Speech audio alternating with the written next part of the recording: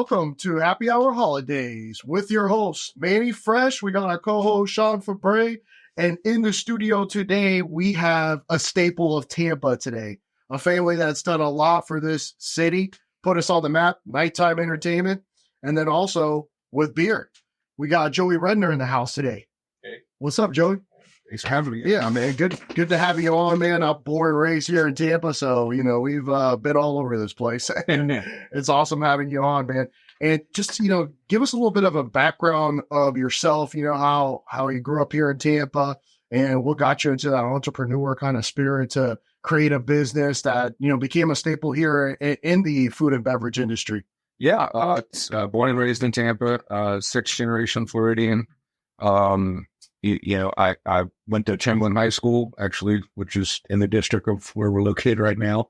They fucking took off the damn chief head. Yeah, I saw that. The storm. Yeah, it's tomorrow. I'm like, man. But yeah, grew up here, kind of did all the normal kid stuff or, had my first couple of beers, like at field parties. Yeah.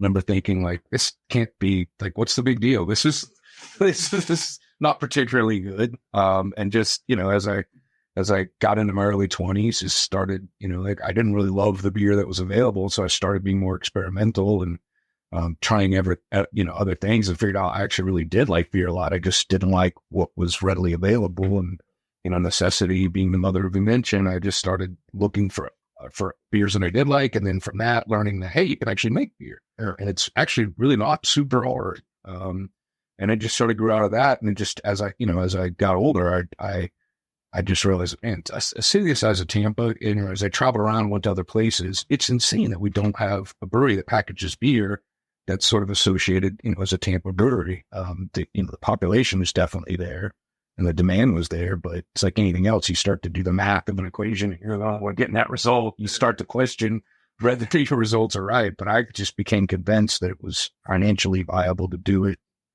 Kind of, set. And it kind of grew out of me just asking the question, why isn't it? Because we had Tampa Bay Brewing Company, but they just were on premise. And then we had Dunedin Brewery that did try to distribute, but they, some of the laws were a little junky, but I just felt like you could definitely do it. And I just started asking the questions of like, was the equipment too expensive? Is it too hard to get into distribution? Some of those were yes, but others were, I still get the result that it's viable. And that's kind of what led me to 2007 incorporated and decided to give it a shot. And you started a blog before you even brewed your first beer. You kind of really put yourself out there with that name, and you were just asking questions. Yeah. And the beer geeks, they were about it. I mean, they were liking the blog. They were continuing to be engaged. And then it was a little bit over a year, then you brewed your first beer, and it was actually something that was, it became a staple in that space. Yeah. The blog really was, it was chronicling the process of what it took and how to get through everything. And I just thought, it was first time I was doing it, so it was interesting to me. So I figured other people might be interesting. It definitely, from a marketing standpoint, definitely helped. Right off the bat. To just engage with your audience and then, be able to produce a product to sell to the audience because now you have your name out there. How did you come up with the Cigar City Brewing name? Honestly, Tampa Bay Brewing Company was taken. And that's where you wanted to go. Yeah. I probably would have had it not already been taken. It just made me think a step beyond, what are other names that Tampa's associated with? And in retrospect, I'm glad that it was, because I think Cigar City is cooler because it offers a little insight. I think, Tampa hasn't always marketed the coolness of Tampa very well. You think about the other cities of Florida. Orlando has its built-in marketing because of Disney. Miami, it's nightlife and it's the racy kind of nightclub lifestyle. It's always been there, and people have marketed that well, usually through entertainment, music. But Tampa, I don't think, has done a great job of selling itself to the world. There's a lot of cool stuff about Tampa. There's a lot of history. The history of Miami is a lot newer than compared to Tampa. And I think it's just, it was a cool way to just kind of tell the world a little bit about Tampa in one encapsulated thing, Cigar City Brewing. Why is it called Cigar City? And maybe someone Googles, And so, like I said, in retrospect, I'm glad it was taken. Yeah. I mean, because the logo is really cool with the cigar. I mean, you kind of based it off of, Ybor City with all the cigars. Yeah. And if people don't know, Tampa, was the largest producer of hand-rolled cigars in the world, even outproducing Cuba at one point. And we don't have the great climate for growing it, but we have a great climate because of the humidity for aging tobacco and rolling it. So there were hundreds of millions of cigars rolled by hand, from the late 1800s into the 1950s in Tampa. And that's really what built the city of Tampa, Ybor City, which is the old district. It was built by Vincent de Ybor as a manufacturing hub for cigars. And that's really what built the entire city of Tampa. It grew out of the cigar. What was the name of the first beer that you created for Cigar City Brewing? The first one was Maduro, which is named after a type of cigar. The first beer we actually brewed was Maduro, and then High Life was second. We would have piloted a bunch of other beers, small batches, 5 gallons, but the first commercial scale beer was Maduro, which is a kind of a hybrid of a brown English porter and a brown ale, brewed with oatmeal just to give it a little bit more silkiness and mouthfeel.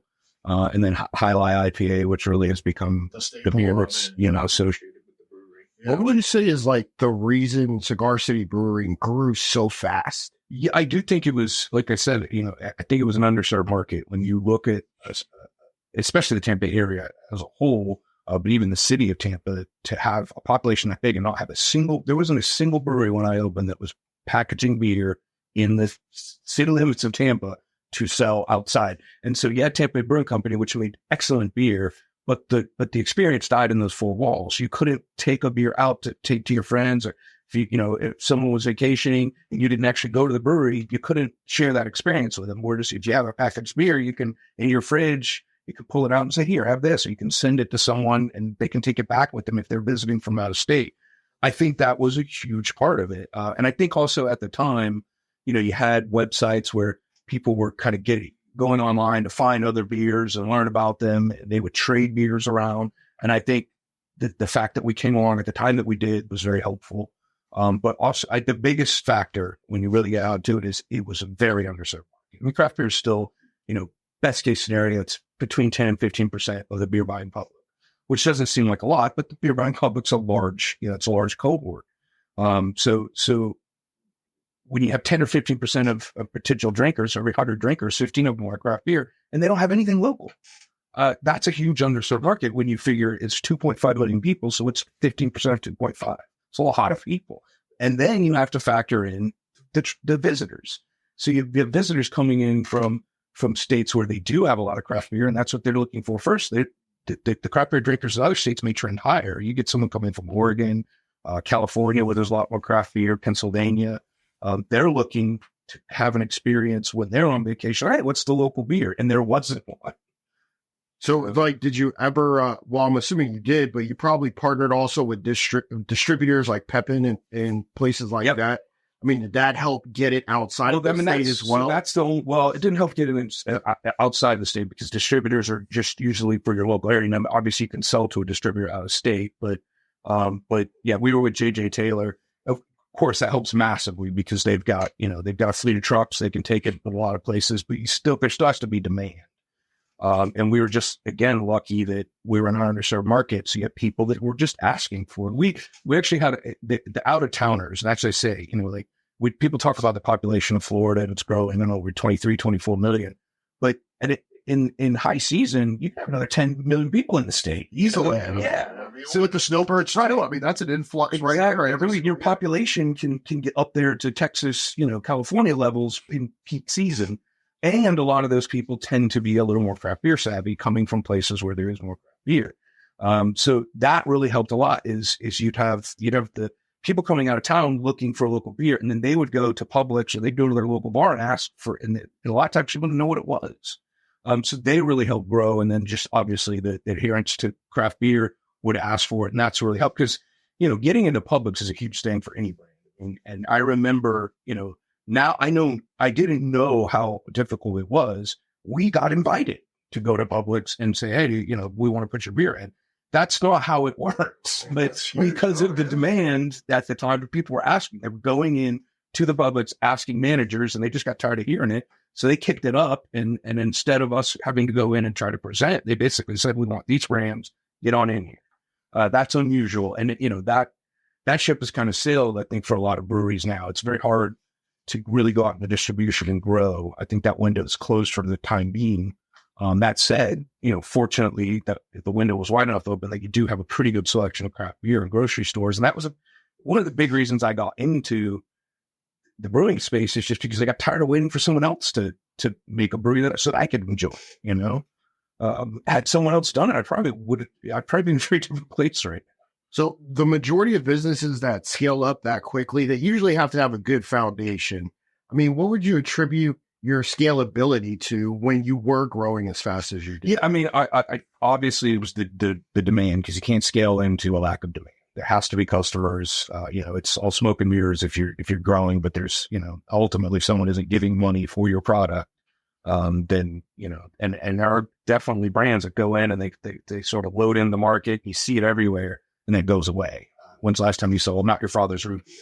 I don't know. But for a hot minute, everywhere. They loaded it in. It looked like this phenomenon, and it went away as quick as it came. So yeah, the demand had to be there. As far as the actual mechanism, the metrics of actually, like, how do I scale up? Yeah, how do I do that? That is incredibly difficult, especially if you've never done it before. But doable. You just, you hire consultants, you hire the right people that know what they're doing. And you work through the mistakes that you're naturally going to make scaling up. When we put in our second brew house, so we had the first was a 15 barrel, we put in a 30 barrel, same facility. We still have to flavor match, because you're cooking on two different pots, and people don't really understand the difference, because those, that pot is, when you're making beer, you're extracting sugars from barley, and there's a process to that, and different temperatures, different size vessels is going to give you different outcomes. And so you have to learn, the efficiencies. Some systems will extract more efficiently or less efficiently than others. And that ultimately down the line will affect the flavor profile. So you'd have to learn how to flavor match that. And just, the key is to hire good people to know what they're doing, and also, give them the leeway to make mistakes, correct it as it goes. And, the scaling up was tough. We had some challenges doing it, but I was willing to do it. I was patient enough. And the big thing that helped us is the tasting room was extremely profitable. When you're selling beers for $5 a pint on premise, you're making very good margin. The margins you make in distribution are massively smaller, so you need a lot of them. Again, if you sell something for $5 and 4 of it's profit, and then if you sell, a keg for say 180 and only 50 of its profit, you got to sell way more of those, obviously, before it equals what you can make, in the pint. So we had that very, very profitable tasting room, and I just threw that profit. I didn't take any of it. I just threw it at scaling up, and it worked. But I think, obviously some of it was timing too, and my willingness to just see that money come in and go right back out. I do remember that you guys had a brick and mortar right there off of Northdale, right? Yeah. What exactly happened with that store? So, so that was, it was kind of a side project, to do a brew pub. So we always kind of wanted to do food, but really just didn't have the space, to do it where we were, because we needed so much of it for the production. So we kind of did it as a side project. And then it wasn't part, when we sold the business, it wasn't part, it was a separate thing. And it really, for me, just became a distraction. It did enough that it could sort of tread water.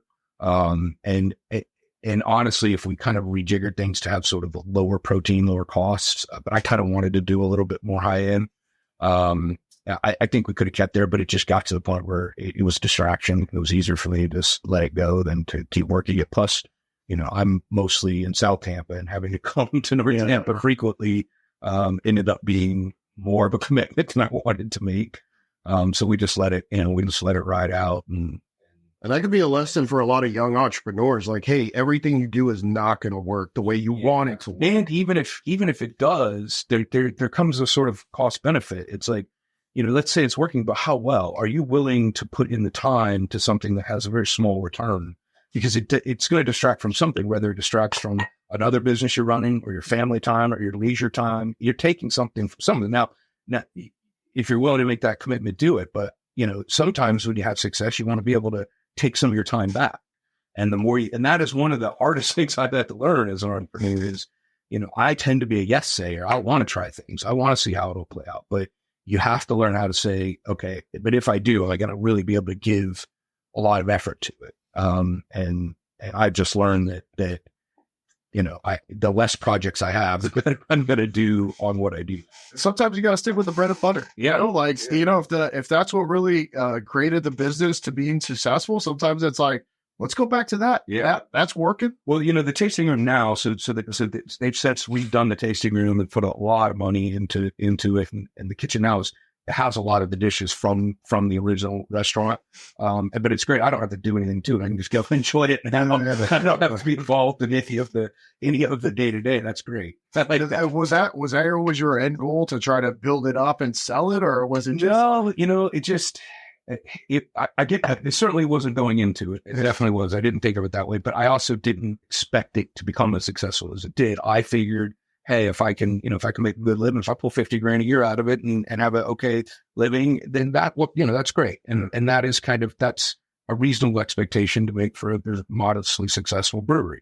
And that really was kind of, I knew that it was possible. I'd seen other breweries be successful. So I knew, the sort of range of what could happen. I knew the worst to the best, but I didn't ever expect that it would do what it did. And that's the thing too, is, the things you don't know, there's the bad things you don't know, and then there's the good things you don't know, but the fact is you don't know them. And I did not know how much I hated running really big business. I like small business. And the bigger it got, the more you had to do distributor relationships and deal with employees. Like, I've learned I'm a great delegator, man. You give me someone who will work as harder than me and that's smart, that I'm fucking great. I work great with you, but I'm not great at hand holding and thinking sort of through like all of the, how you, and I don't want to say this in a negative way, but like how you have to sort of dumb things down to the lowest common denominator. I'm not great at that. And I know, and I understand why companies sort of have to think sort of broad like that. But I'm just not good at it. And I'm just much more freewheeling, and I prefer to do things. I prefer to delegate to someone that I know is just going to take it and run. And the bigger you get, the harder that is to do. It's just, especially if you just can't have a personal relationship with every employee. It's just not, you don't have time.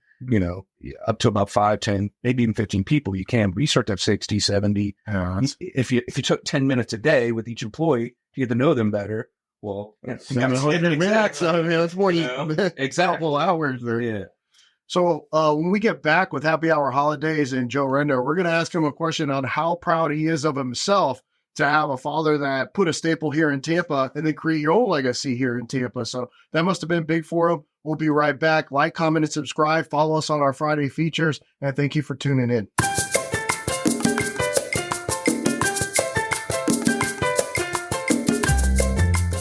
We're back with Happy Hour Holidaze here with Joey Redner. And we I had a question for Joey. He had his father here that created a hell of a staple here in Tampa, put us on the map for a nightclub. And then he comes through, and he creates another staple here, Cigar City Brewing. Everybody knows it's an award-winning beer, cool labels, awesome beers. I mean, some of the great names, Son of a Beach. We're talking about some really cool names that he created. And then High Life. I mean, everybody knows. Did you come up with that name, High Life? High Life, yeah, was one that I came up with. I just, So they named it after the sport? Yeah, because we used to have a High Life on town here. Even like when I was in high school, it was still open. They actually had nickel beer nights. To sort of God, my sense beers. I remember that show. It was at USF. Yeah, they had a Dallas Bulls, or is it the Bulls Club? No, it was out past Gandy, like which now is this Sam's Club. Yeah, that's what the High Life on town. Oh shit.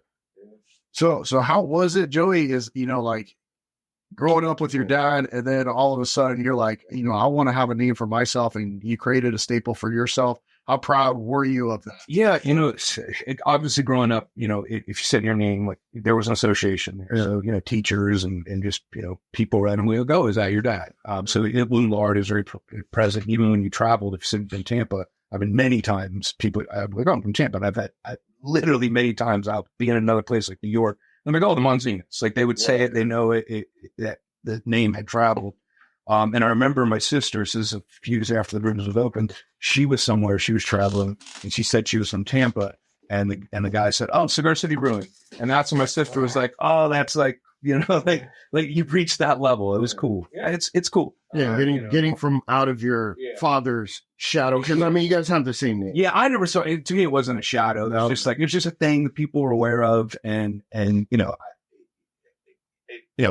just how it happened. It's not a thing. Did you get pre-off dances? No, I didn't. But yeah, no. I mean, it's cool. It's cool to have something you do be known, and out there, and but it's like, proud is not the word I would use. Yeah, well, it's like I don't know. It's like I'd never thought of it as like who I am. It's the thing I did, and I think a lot of that again goes back to why I did it. I really just got tired of waiting for someone else to do it. And so, I'm happy more than proud. Did you plan your exit, or were you approached by, I know Monster was one of a group of businesses that purchased it, right? Yeah. Well, so they purchased it. So I sold basically to a private equity group that was sort of put together a conglomeration of breweries. And then that was bought by Monster. So that was the Colorado, Oscar Blues. So Oscar Blues was part of it. So did you plan that exit, or was that? I didn't. I never put a shingle out. I never had the business for sale. It's just, when you have some success and people notice it, you get inbound inquiries, and people start approaching. And I never, I'm always take the meeting kind of guy. You never know what you might learn. So I took the meetings, and it kind of gave me an idea of how well my business is doing based on the fact that there was interest there. And then later, probably around 2013 to 14, I really was starting to get bummed out of the business just because it is so capital intensive. And it's like, I always equated it to, it's like if you went to Vegas and you played one hand of blackjack for like $1 million and you won, and you went to take your money off the table, and they're like, no, you got to leave that bet on the table. And not only that, you have to double the bet behind it, because that's this business is you have to sort of always be growing because the distributor is growing. So he wants more beer next year. And, if you aren't growing, you're dying. And if you're not growing, another brewery is going to step in and take that. And then you'll start to shrink. And, you got to put a lot of stainless on the floor. You got to have a lot of expensive equipment, centrifuges and lab, and that stuff is expensive. And so you sort of win the bet, and you're just locked into this cycle of constantly having to keep putting more money up. I mean, obviously you get to a point where you can build a facility that can sustain a lot of growth, but you're talking tens, of millions of dollars in investment. And I tried to start a brewery on the cheap, did it. Got in, I think at peak, I was probably at $30 million in debt doing, almost $9 million in sales. So it's sustainable. But then I would have had to go build a $10 or $15 million facility. In fact, I got a bank loan before we sold. It was approved as the largest bank loan the bank had ever approved, local bank. And they approved it. And I was just like, I literally was thinking about it. I was like, man, I just didn't want to have that debt hanging over me. And I just know. You have positive cash flow though, right? Very positive. So what would you say, when did these private equity firms start approaching you? What was your EBITDA number? Yeah. So pretty early, I think, they were trying to scoop you up quick. Yeah. They were trying to get it before you continue to grow, because the price gets higher, obviously. And then I'd say one group early, like 10 or 11, we only really opened at 9. That's only 1 year later. And then the bigger players really started coming in, and then some breweries sold that really sort of heated things up, overheated, you really would say. We're still relatively small. I hadn't put a ton of money into the business. When we really started getting offers, that was almost like, and I was starting to not enjoy became a solid business going. Yeah. The commodity beer, I definitely preferred what we sort of built our name on, tinkering and making different flavors and, limited small amounts of things that would sort of come and go. I much more enjoyed that side of it, and, making what I call sort of commodity grocery beer that you have, you go from selling pints of beer to selling pallets of beer. To keep up with the from exactly right? But my own, not woe is me. I mean, I did it. I walked into it. I just didn't realize how much I wasn't going to like what that was. But that is the real beer business. I was in the bespoke craft beer business with really no understanding of what the real beer business was, like the commodity beer business. And I just found I didn't really like it. And it just got to the point where people, they kept having conversations, and the numbers that we're talking about just started getting bigger and bigger. And I was like, they wanted more than I do. So that's really what got me. But yeah, I never set out to sell it. And I didn't go into the business ever thinking about exit. It wasn't even something that popped into my head. I'm curious, can a craft beer become so commercial that it's no longer a craft beer? Well, I guess it depends on how you define craft. Like if you take the Brewers Association's definition, it's just small, independent, local. They have a definition of what small is, but it's so damn big that most craft brewers are never going to hit it. I mean, Sam Adams is craft beer. And it's their craft beer. I mean, if you're independently owned, you even do traditional things like Yingling is considered craft beer. They're much larger than Sam Adams. Oh shit. So it depends on your definition. And I think, that definition is going to change versus whether you're a trade group. If you're a trade group, you want more people in, right?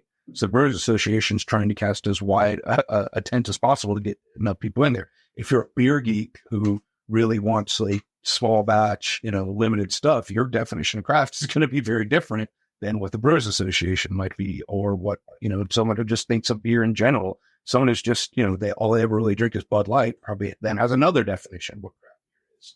And it's beer with flavor that they don't like. What would you consider what would you say is the key for a successful exit of any business? Yeah.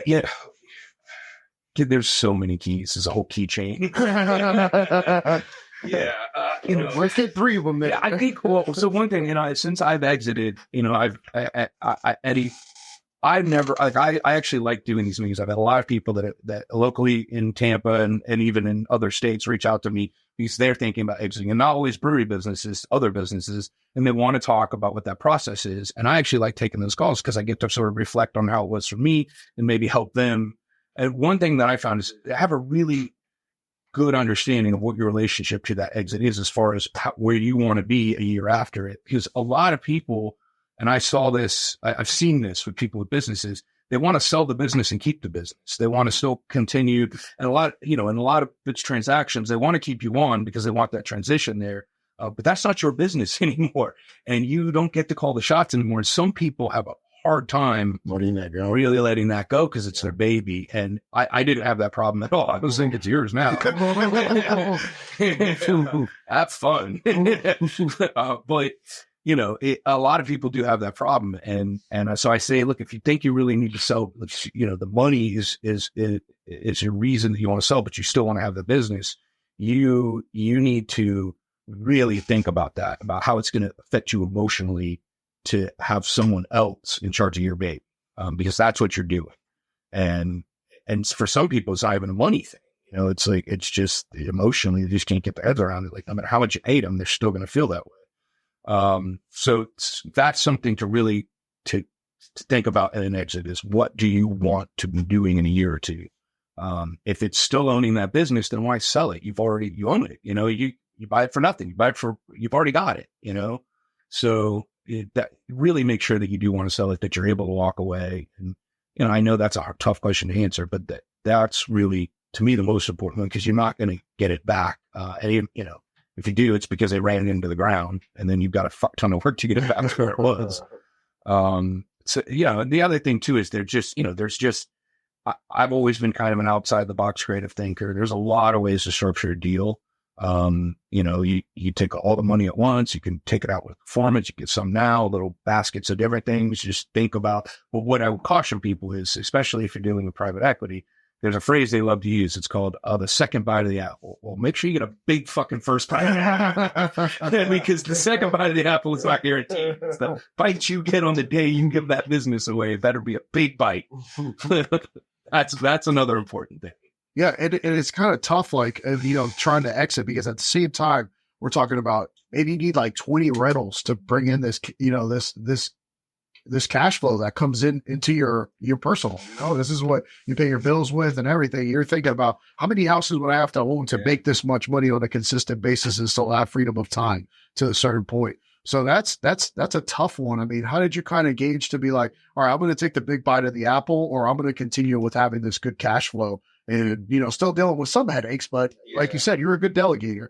So, I mean, being able to delegate, you know, a lot of the ultimately though, you can't delegate the debt. that is that was the biggest one. That was a big thing. That's paid for, though. I'm very debt adverse. Yeah, isn't that paid for once you sell the business? Yeah. I mean, you get your cash, that it goes away. You don't ever have to deal with it. But I'm saying, you know, I could stay and I could hire someone to run the company, and I could go away and just live on the cash flow. But that debt, you know, the ability to make beer is tied to how much cash or debt you're willing to be. You know, how much cash you're comfortable spending or how much debt you're comfortable taking on, because you've got to build a large facility, and these facilities are not cheap. And that was a decision with you. It was like, either do I take this big debt? Yeah, I was paying, I said $3 million, right? Yeah. So I was paying myself a salary of $383,000 a year the year we sold, and taking dividends because the money just piled up, because at that point I made the decision to, you know, I bought all the stainless I could buy for the 2 facilities that were there. And so I started contracting beer instead of building the other facility while we were working on the loan. And so, I mean, I had, you know, there would come quarters, there's just like, I have all this fucking money. It's like, you know, like, you got to just cut your dividend checks. Exactly. Because I had nothing to buy. I'd already bought all the stainless I could buy. I bought all the toys, you know, for the brewery. I bought all the lab equipment. Did you buy the real estate? Where's the brewery? My dad owned the real estate. Oh, okay. Sell it to me. He's like, you're paying me, what are you paying about there? Oh, but you had to develop the real estate, right? Mm-hmm. Yeah. So there wasn't already a brewery there. No, there wasn't. Or I mean, was there a building there? There was a metal building, a metal frame building. We had to really build out everything, which is, you know, you've got to cut out concrete so you can put in drains. The floors do a lot of work in breweries.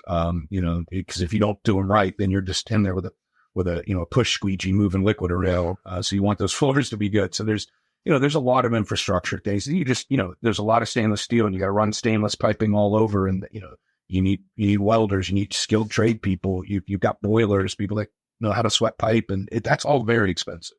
You know, if you spend $1 million on a brewery, probably going to spend another $1 million getting it working. And then operating it probably a lot more than that. Yeah. So, you know, we had to build that all out there, that infrastructure, and you know, and then, you know, canning equipment is expensive, you know, all of that stuff. You know, a good canning line is going to cost you $1 million, you know, or you get it used maybe for $750, you know, but then you need someone who, you know, that you've got to pay a pretty good salary to, who knows how to run it and work on it. And so all of that just starts to, you know, it does add up. And, you know, but like I said, I completely built it out. So there was nowhere else to put money into except for payments on a loan to build another one. Yeah. I was going to ask that. You know, the Yuengling Brewery right by Busch Garden? Yep. The old Stroh's. Was it around that big? No, God, we're a fraction of that. I mean, so they're probably, I want to say it's 100 barrel, but it could be even bigger. We were maybe a third to less than a third of the size of that brew house. But also, we just didn't have the throughput equipment. Like the bottling and canning line there's massive, 10 times. So no, not nearly as big as that. But not nearly as much liquid. So when you say, barrels, what is the output per barrel? So a barrel is 31 gallons. So if you have a 30 barrel system, it's 31 barrels. And the reason it's called barrel is, you know, the big 15.5 gallon eggs, those are half barrels. 2 of those is 1 barrel. So for example, if I have a 30 barrel system, I can make 60 of those kegs. And so most of the larger breweries, the minimum you'll see is, you know, they're 500 barrel fermentation, brew houses, and 1,000 barrel fermenters. In craft beer, you tend to be 50 barrels from a brew house standpoint, the amount you can make, which would be 100 kegs, and smaller. So locally here, Coppertail, I think, probably has the largest. They're 50 barrels. I think they're 50 barrels. They might be a little smaller, but I think they're around 50. That's about as big as it gets. Brew Hub and Lakeland, which is a large contractor, they're 100 barrel brew house. And like the one in Yuengling? Yuengling is probably even much bigger than that. So how long is that barrel occupied for? So the brew house itself is usually, you know, it really depends on the beer you're making, but you know, maybe 8 hours to push a beer completely through. Oh my God. Then it sits. That's the first part of the process. Then it moves to a fermenter where it'll ferment for, you know, a fast beer might be 7 days for an ale that you're really pushing, to up to 2 weeks to even really a really big beer, like a big imperial stout can take 3 weeks to a month to ferment out. And then from there, you'll move it to what's called a bright tank packaging tank, to carbonate. And then, that can be a day to 2, and you package from there, whether it goes to kegs, cans, or bottles. So you're looking at around, depending on the beer, on average of like 2 weeks. Yeah, I'd say something like High Life. You're probably about, it's probably about a 3 week. 3 weeks, maybe a little less, with modern equipment processes and stuff, a little bit less. So, ales tend to be quicker than lagers, but there's a lot of tips and tricks that you can use to lower those times. There's people who make lagers as fast as they can make ales. And there's enzymes and stuff you can use to push the process forward. But, some of the traditional brewing methods are traditional because they freaking work and they result the best beers. So, there's always a trade-off there. Like maybe you're a little faster, but maybe it just doesn't taste quite as good as it would have if you'd taken more time. I'm assuming the fermentation tanks are a lot bigger than barrels, right? They are. So typically, so we had a 30 barrel system and we would actually brew in 120 barrel, 90 and 120 barrel fermenters, meaning you'd brew 3 to 4 times in a day, and that would fill one tank. And then next day you'd fill another tank. So you have multiple fermentations. Yeah, because we brewed because you don't want to just be standing. Yeah, we brewed in 3 shifts. Yeah. So we could brew. In theory you could get about 8 acres a day in theory, but theory's a town that doesn't get visited very often. Was this 24 hours? Yeah, we were 24 hours. Okay. All right, and when we get back, we'll continue with Joey Redner here on Happy Hour Holidaze. Thank you for continuing to watch.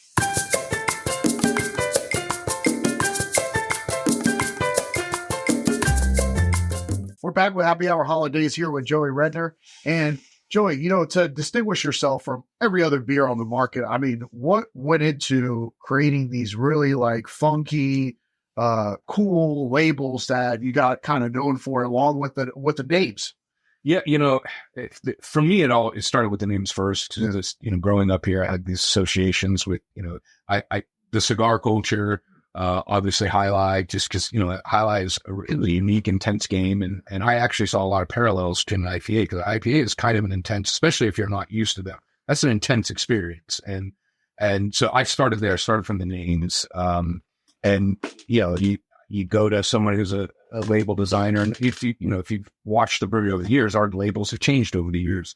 So you do that, keep things fresh, you keep them updated, and also you kind of hone in more on what your feel is, and how your clientele, how the customers think of you, and that just sort of gets refined over time. I have zero artistic skills when it comes to actual drawing. I wish that I had some, because I sometimes it's hard to get what you imagine in your head actually to be on an image. But yeah, it's just a process over time of saying, this is High Life, this is what it is, this is what I think the associations are. Maduro, just to me, that was natural. It's a dark Rafford cigar, it's a dark beer, it's just it just makes a lot of sense. And as far as what becomes the image over time, it evolves. And this is one of the cool things for me is, as you start to hire people that maybe have better aesthetic sensibilities than I do, they kind of help you get a little further towards the vision in your head than you're able to get on your own. So now, after, you said it was under demand, as far as like how many breweries were out there. Now, thinking of the state of Tampa now with what we have going on, I mean, how much has it evolved as you've seen? So much. There's more breweries in Tampa now than there were in the whole state when I started. Oh, wow. Yeah. So there's probably in the range of 50 breweries, like in just kind of the Tampa Bay area. There was 30 something when I started in the whole state. Wow. Yeah. But again, coming at it more just as a fan of beer, and then I'll be on the other side of it. I have investments in other breweries, so I kind of get to still be involved, but I don't run one now. I still have Cigar City Cider and Mead and Ybor, which wasn't part of the transaction, but it's a small enterprise. It fits in my wheelhouse of what I enjoy. I don't have to run a day-to-day. I've got good people, but I can tinker, I can be involved. But as far as the craft beer community, like what it's become, I love it. I wish that there was a little more variety. I see us kind of starting to sort of stratify the way that beer did in the 70s and 80s, only it's just everyone makes IPAs. And it's like, there are so many more styles, and I'd love to see more of them out in the market. There's still a lot of great breweries that that, they'll do English bitters. And so the English bitters, it sounds like it would be like an IPA, but it's not. It's a real low, easy drinking, usually around 3.5%, 4% beer, not super hoppy. Some of the German style lagers, like Berry House down in Ybor, I love their beer because it's well crafted, but it's also very approachable. Because I think people think that, if you're like into craft beer, you only like these freaking flavor bombs and they hit you over the head. But I'm 51. I grew up before sort of craft beer ever hit. So I grew up loving, Belgian ales and German, lagers and things that I could get. And I still love those beers. And I love that American brewers are pretty good at recreating them. But I feel like, we're starting to get to where, and I get it. They got to keep the lights on. They got to pay their employees and, hazy IPAs sell. So, if you've got to sell 4 different hazy IPAs to be profitable, you do that. But I think one of the reasons I enjoyed having a brewery is so that I could still make beer that I enjoyed. I just would make a little less of it. We would joke around. We would do beers, that we literally called like, this won't be popular in the tasting room. Because we knew people were like, but that's, you have a fucking brewery, make beer you like, even if you just have to make a little bit of it. But that's the stance that you took after you sold Cigar City Brewing. Was it to be a consultant to help out other breweries? Or, I know you probably took this. Yeah. What is Joe doing now? So, I'm a consultant, but I'm not paid, but I still, I always take the call. So I've talked to a lot of people. Like I was on the Florida Brewers Guild board for a while, trying to help change some laws. That's really difficult. We're still a really small, group, compared to the distributors who they distribute Budweiser and Miller Lite, and their scale is massively bigger. And so when you have massively bigger scale, you tend to have massively bigger political influence. But I did a lot of that. And yeah, I've made some investments in breweries because more I'm investing in people that I think are doing good stuff.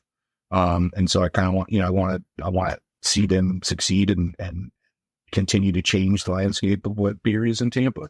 But yeah, my involvement is as an unpaid consultant investor. But that's mostly what I do. And, my day to day is just, kind of wake up, sort of check on things and check emails, see if there's anything that's urgent that day. And then I usually go on a very long walk. It kind of sounds like you're more of a strategic advisor. Really? I am. Yeah.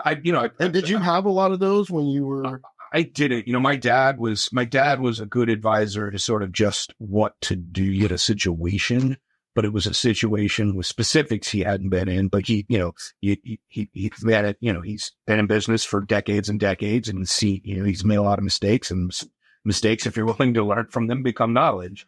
So he was a good advisor as far as letting me know if he thought that, as well as he could, if I was making good decisions. He was good. Good sounding board. Cause again, a lot of people offer you advice, but if they haven't been there, it's hard to take it seriously. So, I try to, I can make a lot of advice because I did some things right and I did some things wrong, and I can tell you why. That's more important. It's not that you did things right and wrong. It's that why you did them right or did them wrong. Can you tell us what your biggest mistake was? Growing too fast, probably. Growing too fast, and also, to some degree, not controlling the business so that I could keep it sort of the vision of what I wanted. Because I think there probably was a path where I could have still grown, but grown in a way that would have kept me interested in the business more. But again, I don't cry over spilled milk. It's happened the way it happened. I did the thing I did because I was the person I was, and I certainly can't complain about how it ended up. Yeah, no, 100%. And then going back to like owning the property, do you think it would have been better? I mean, possibly it could have been maybe owning that property of real estate instead of taking it from your dad. Then he cut you a deal at all. So he still owns the property, and now it's the business sold. They lease it from him. He did actually end up selling me. He did end up selling me the property where the cidery is. Yeah. I own that building in Ybor. And I like having it, but it just, it's just like, hey, if there's a lean month, the landlord, can give you a break. No, that completely works. And then after the sale of Cigar City Brewing, were you getting opportunities to be like an executive CEO? So I was contracted to stay on, and I did stay on for about a year. And they realized I wasn't doing much. What was it sold, by the way? I sold in 16. Oh, yeah, 16.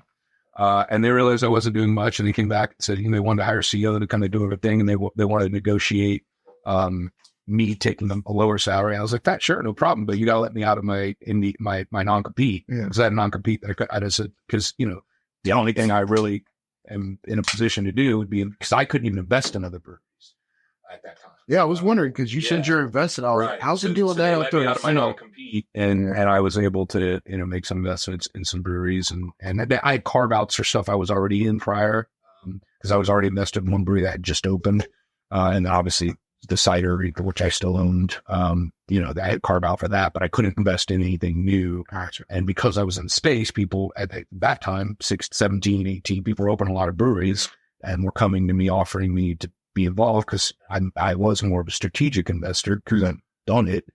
But I had to say no. And then so they let me out, and I did invest in a few more. But you didn't take like a full-time executive position. No, I So, like, even in other companies. yeah. So there's companies that I'm involved in that I work in more or less. That some hardly at all. Some I end up doing. It's usually the ones that are struggling that you have to work on the most. But no, I've never taken a salary for any of it, because I have a good income stream just through investments and real estate, and I don't have any debt, so my debt is smaller than those people. I have a mortgage. I just got to pay insurance and. So essentially, you're doing what basically anybody would do that sells a business, is buy real estate, and that's kind of what I like what he said. He was like, yeah, how many rentals do I need to replace my salary? Is that kind of the approach you took? To some degree, I have a little bit of commercial real estate, more just as it was a good place to park cash, and because especially at the time, Tampa real estate, because I remember I bought a quad in Hyde Park, and I remember everyone told me that I overpaid for it, and it's fucking worth double. I'm getting revenue. And I've done some build to suits and doing a build to suit for another brewery that's downtown. I bought that property. Everything is fucking way more expensive. Like I figured it cost me about $350 to white box it, about $7.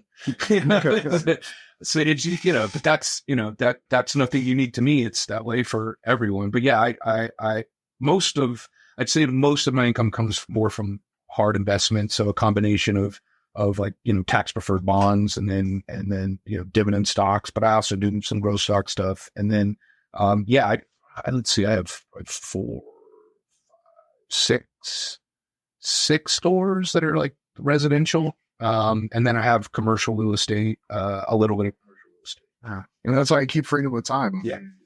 For the most part. You're not landlording it though, right? You're not managing it, property managing it. So we have my wife does a lot. She's kind of like, she helps manage a lot. Then we have an assistant that helps us.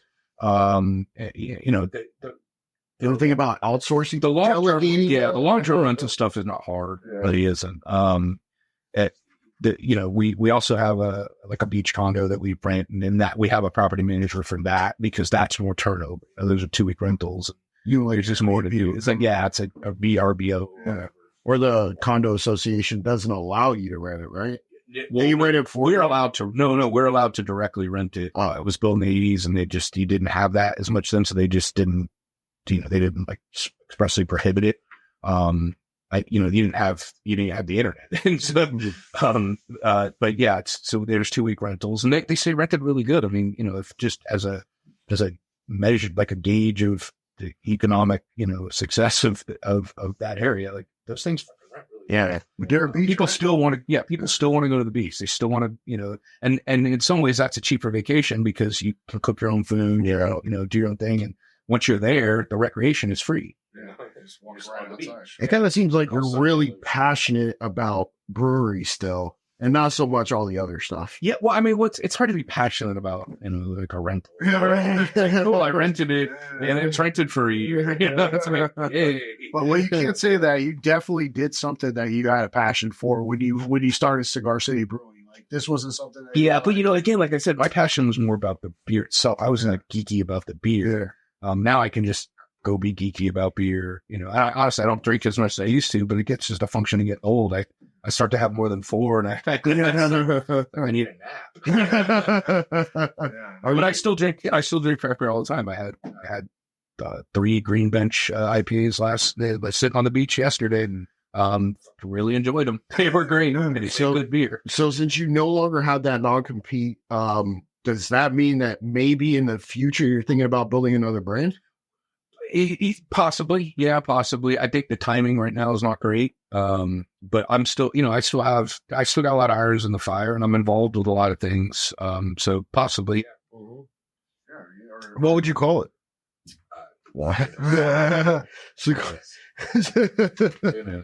Eat more brew. I've got ideas. Yeah, I've had some thoughts. I've also thought about bringing back some older brands that the Tampa brands that have gone away. And I reached out to some founders involved with that, had discussions, but I just don't think the timing is right for that right now. It's a tough time in the craft beer market because a lot of people came into the space and a lot of people came in with the wrong ideas about what the space was. And I think you're going to see some shakeout. But fortunately, I think the ones that survive, it's the saying when I was in it was a rising tide lifts all boats. And now I think the saying is, a hurricane doesn't necessarily sink every boat.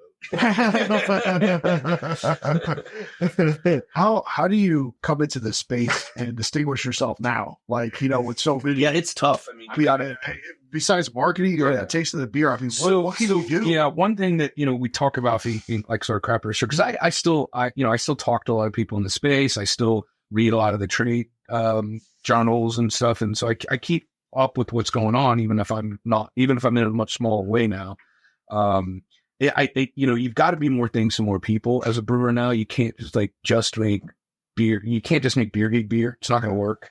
So a lot of breweries are moving in where they're getting into distilling as well. They're offering food. You can't just, the days of like my tasting room where I didn't show sports and all it was beer, and you just go there and drink beer and you didn't have food. We just have a food truck out there.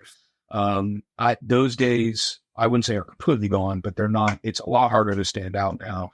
So, I'm working with some guys now that they're all freaking great brewers. They all work, they all have really good resumes. They've worked at some of the best places in Tampa, and they're building a small brewery, but they're going to have food, and they're bringing in a really good chef for that. And they're going to be a coffee shop. And they're even talking about doing kind of high-end cocktail offering. You just got to be more things to more people, have a bigger tent to get more people in, because you do have situations where, even though craft beer is much more successful now, and then more people drink it.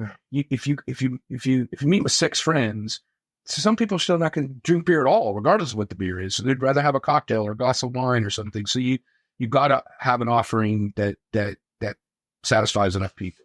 Gotcha. Really appreciate having you on, Joey. It's been great having you on Happy Hour Holidaze. If you had to leave like a tidbit, we got 3 minutes remaining.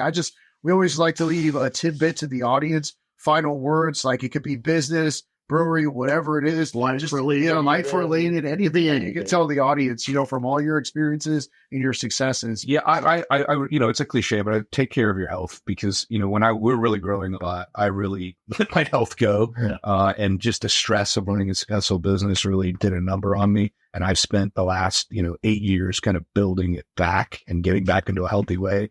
And if I would have just maintained, if I would have carved out an hour or two a day to say, fuck that, fuck everything else, I'm taking care of my body. I never would have gotten so bad. You're going to take care of your health, because regardless, if you make a fuck ton of money or don't have a fuck ton of money, not having your health, it makes anything that was good less good, anything that was bad worse. I mean, you make it a burden on everybody else around you. And I think my parents always used to tell us that when we were younger. They're like, it doesn't matter how rich you are, if you don't have health, you're not going to be able to enjoy any of that money. Yeah. So that's a big piece right there. Really appreciate you coming. Are you pointing at me? Or? we absolutely enjoyed it. I know our audience is going to enjoy it when they hear this episode.